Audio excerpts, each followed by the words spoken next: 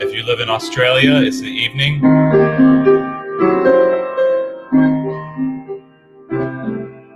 It's morning here in Austin, Texas.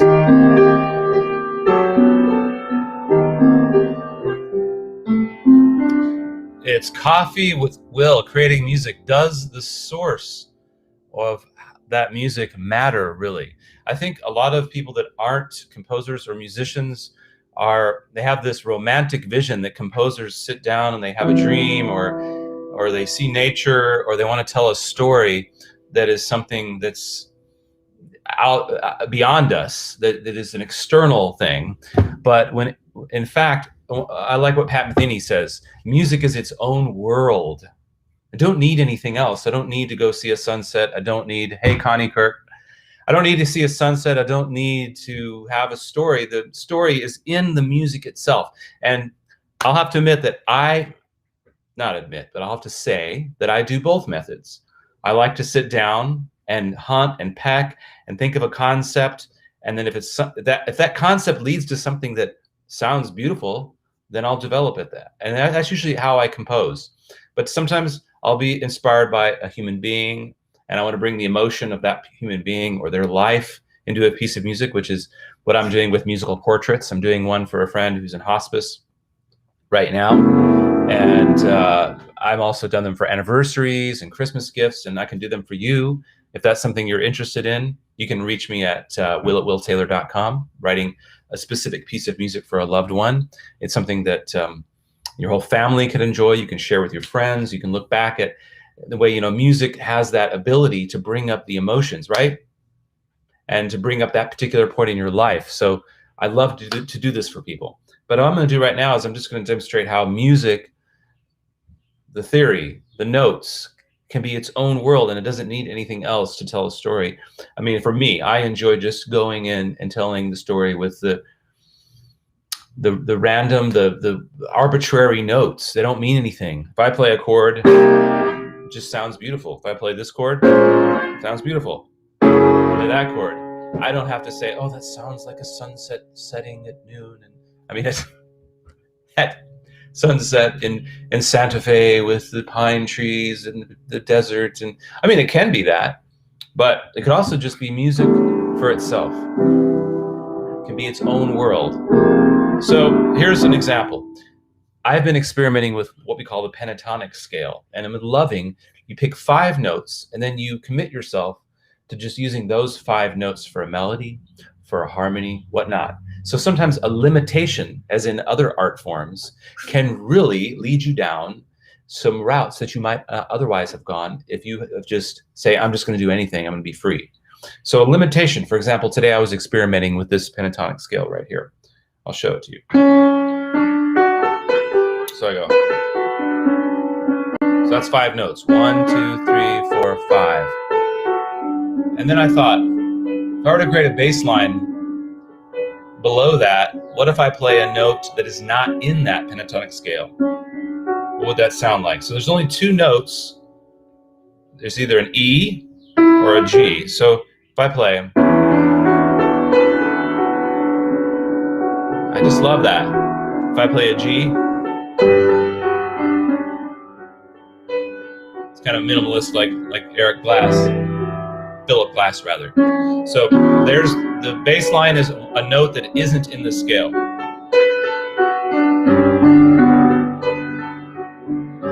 And I can kind of go off of there.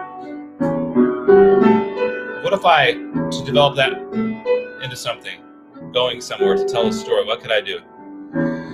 Well, how about if I take that same idea of a missing note, if I change the pentatonic scale in my right hand here, instead of doing that, I change it to, let's see, that one note. So now I'm missing F sharp and E. So now I could play.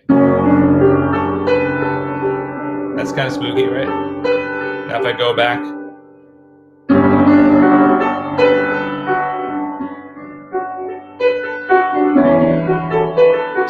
So again, where does the source of that come from? Not a grand mountain, but it's just a concept. And a lot of times it just happens lightning fast. So a lot of times I don't know what I'm going to do, but I just follow my hands. Like, what if I were to shift?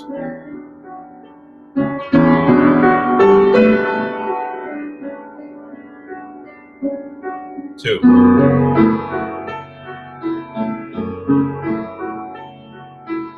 Now I want to do a C, so I have to change one note.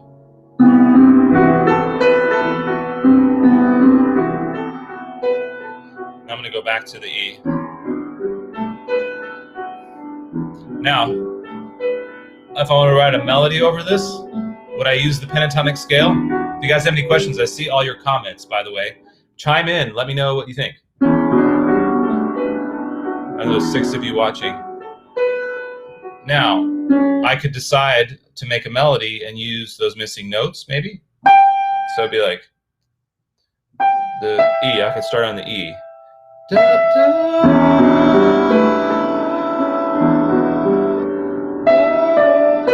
and then on the next tone, the next note that's not in there.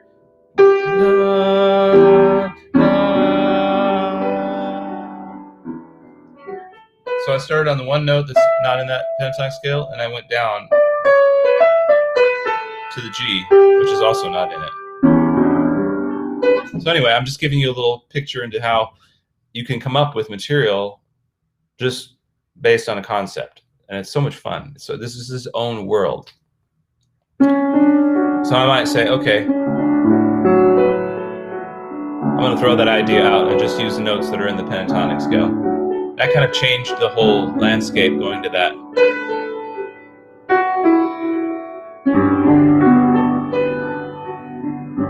It's kind of somatic.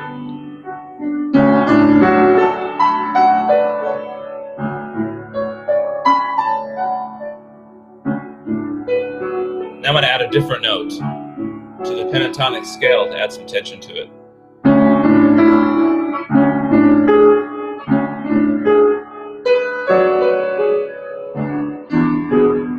That's nice.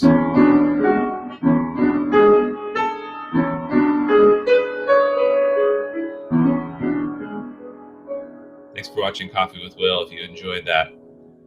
Hey, Connie. You know, you have the name, Connie Kirk. That name, there was a pianist in Austin named Connie Kirk. Where do you live, Connie?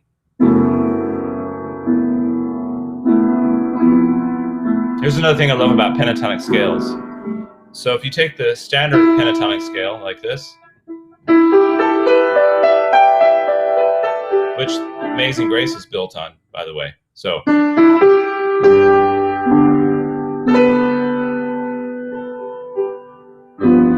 right? The whole melody.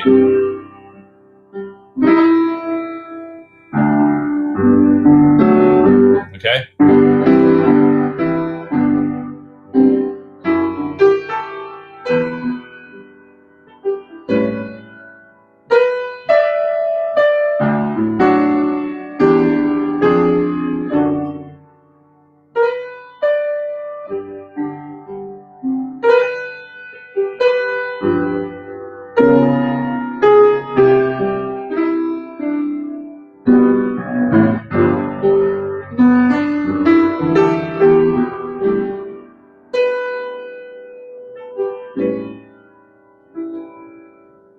And then,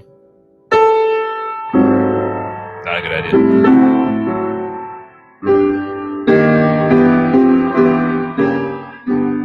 All right, so that whole melody is based on a pentatonic scale.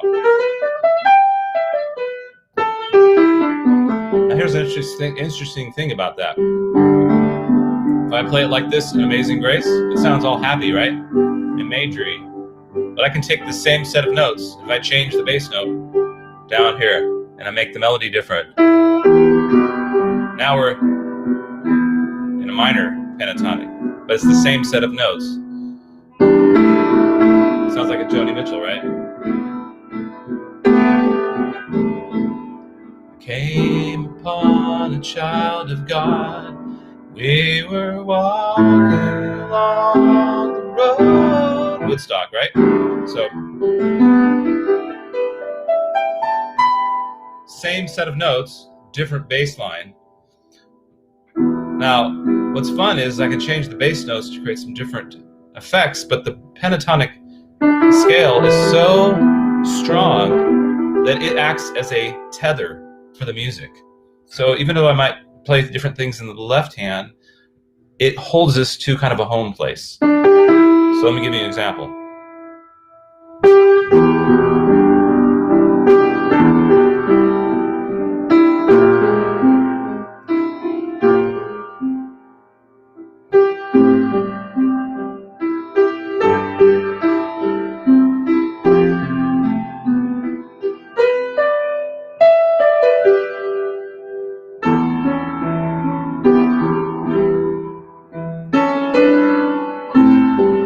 The melody in the right hand is all that just from those notes, but it sounds like it's going all over the place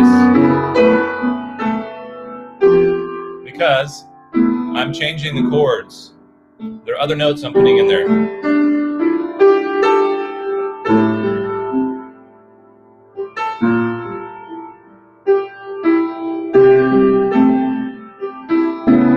Now I'm going to try to keep going and not pause.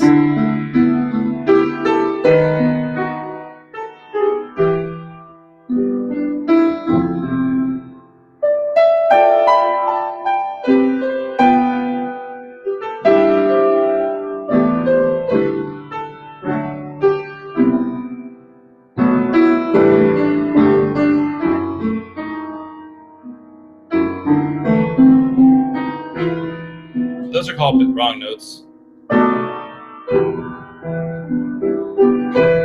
So anyway, I'm playing all the melodies from the pentatonic scale of G pentatonic major or E minor pentatonic. I can do this stuff.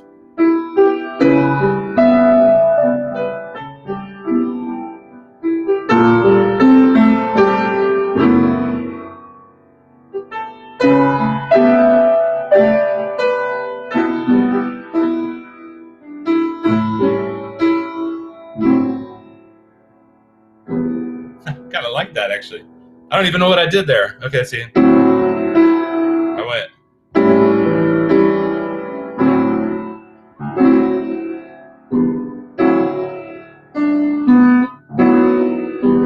I like that. I love this progression right here. So I might notice, okay, what is that?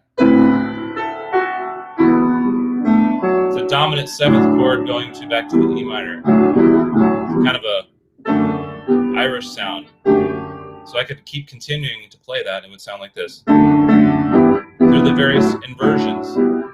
So I just created a whole new world, right? Based on playing.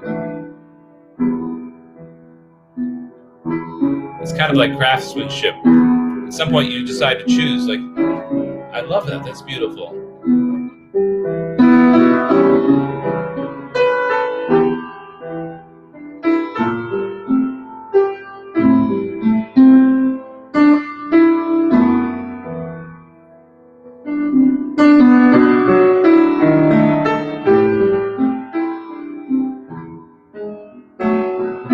What did I do there? I went to what we call a Picardy third, changed it to the relative major. So we were here, and all I did was change it to here. Now I came into a whole new universe. So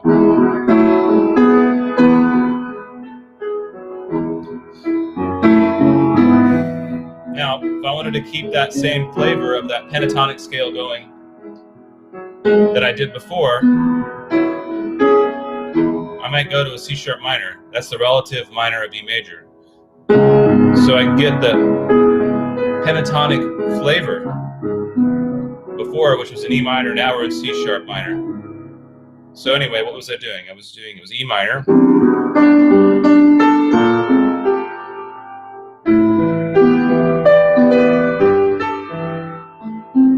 And then I went like this.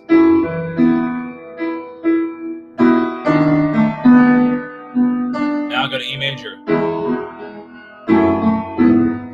Now I'm going to go to a C sharp minor.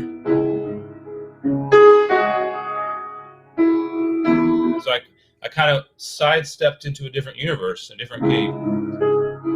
Now I want to keep going with that pentatonic minor sound that I had in E minor, but now it's in C sharp minor. So just to explore some ideas, right?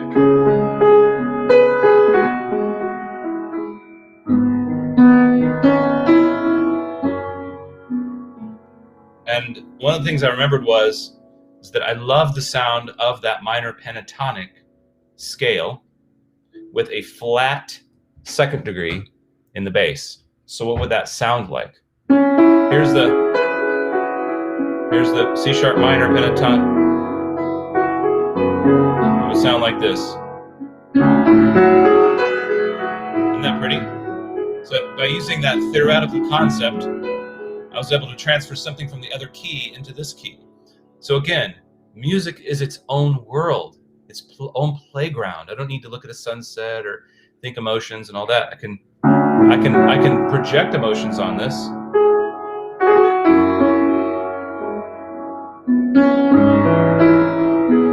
Now I might think, how could I get back to E minor? How can I return home?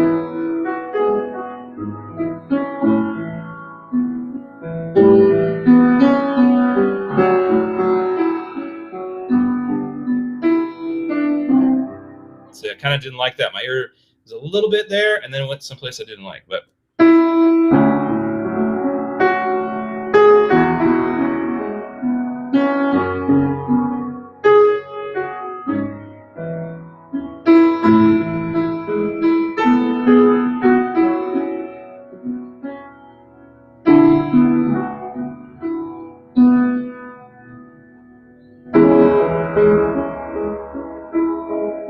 I can just go. I kind of like that. So what I did was I took the G sharp and I put it down. So because that G sharp in the key of E is the thing that differentiates the E major from the E minor. So I just tried an experiment, but instead of going straight to that G, my right hand is going to play this chord, which is really an A over G. I kind of like that sort of feel to it, mysterious feel. So that's bringing us closer back to E minor. That's how my mind works.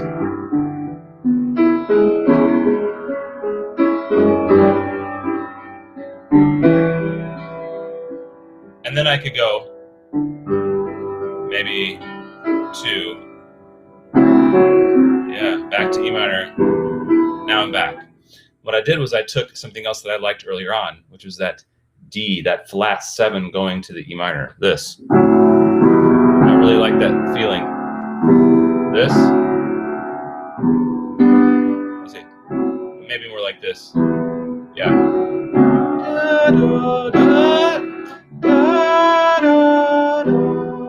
Now I have to run the tape backwards to see what I did. But anyway, so I was in the C sharp minor, which is really E major.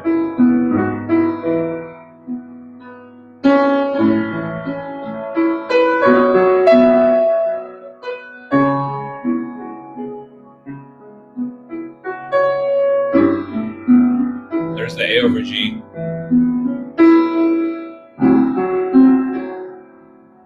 Now we're back to E minor. Now, I might word that more because I'm not completely sure if I like it going to, I like that. That's D to E, but I'm trying to get back to E minor and where it sounds really smooth and the transition's really great. Now, I've got a D in the bass. I could go up to this D sharp. So if I go D to, that's one way I could get back to the E minor, or I could go do a,